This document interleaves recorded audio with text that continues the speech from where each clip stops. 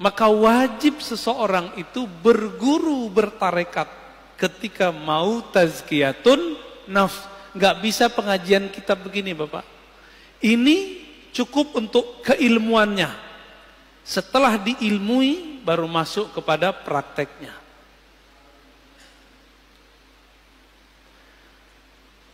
Beda orang, beda masalah. Ada sahabat Nabi datang mengatakan, "Ausini ya Rasulullah." Wahai Rasulullah, tolong ajarkan aku. Apa kata Nabi? La taghdab, jangan marah. Wahai Rasulullah, aku pengen yang lebih. Apa kata Nabi? Jangan marah. Sampai 3 kali. Falakal jannah, pasti masuk surga. Datang orang lain bertanya, "Wahai Rasulullah, apa amalan terbaik?" Nabi menjawab, "It'amut ta'am." Kamu memberi makan. Datang orang yang lain, "Wahai Rasulullah, apa aman paling tinggi?" Nabi mengatakan, "Al-imanu billah." Percaya kepada Allah. Berarti beda orang, beda cara. Inilah dalil kenapa thariqah itu banyak. Paham?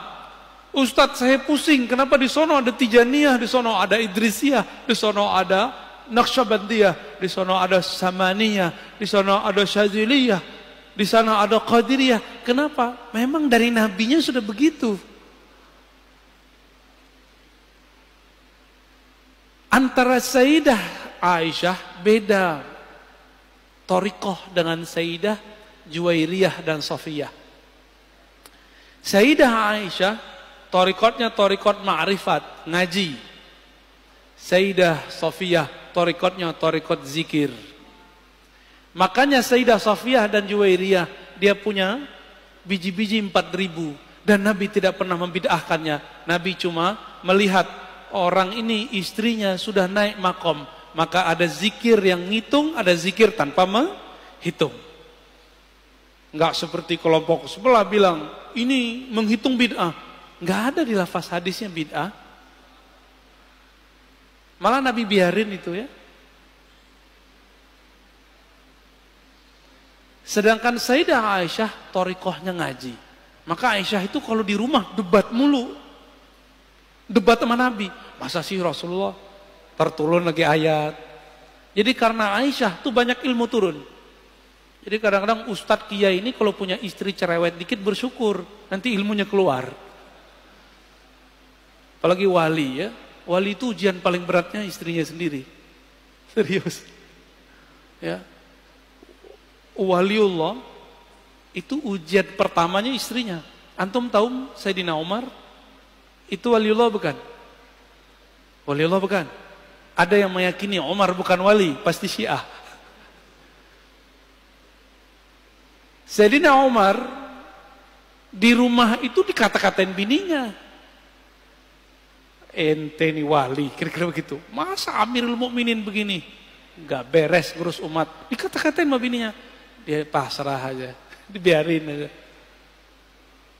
Bukan berarti Umar gak ada harga dirinya. Itulah cara Umar yang biasa ngata-katain orang di luar. Sekarang dia terima gak dikata-katain sama bininya sendiri?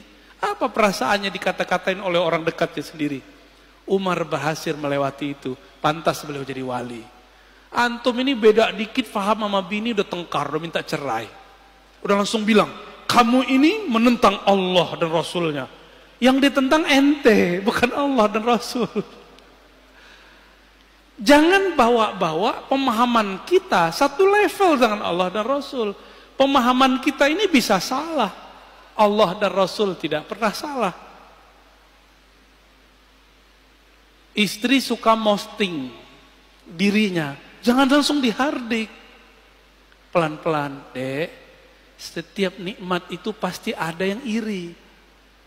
Kamu begini ntar ada yang iri, urusan dia.